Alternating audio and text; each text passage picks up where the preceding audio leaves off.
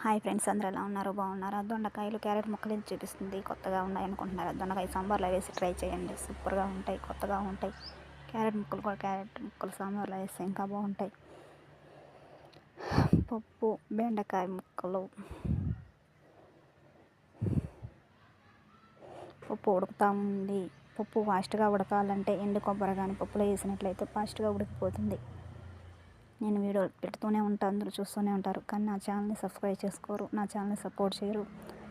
మీరు కానీ నా ఛానల్ని ఎంకరేజ్ చేసినట్లయితే కమెంట్ బాక్స్లో కమెంట్ చేయండి. ఇంకా ఇలాంటి రెసిపీస్ మీకు కావాలంటే లైక్ చేయండి. న్యూ స్టైల్లో ట్రై చేస్తా. చూస్తున్నారు కదా, పప్పు కొద్దితో పప్పుని మెత్తగా మెతుక్కోవాలి. పప్పు మెత్తగా మెదితే సాంబార్ అంత టేస్టీగా ఉంటుంది. పప్పు ఎంత చక్కగా ఉంటే సాంబార్ కూడా అంత టేస్టీగా ఉంటుంది.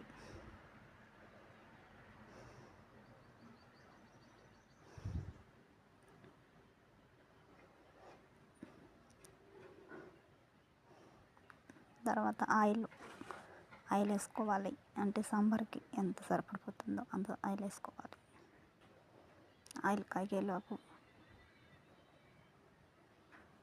చింతపండుని మెత్తగా మ్యాష్ చేసుకోవాలి. Okay friends, full sambar video కావాలంటే కామెంట్ బాక్స్లో కమెంట్ చేయండి. ఉంటా, బాయ్.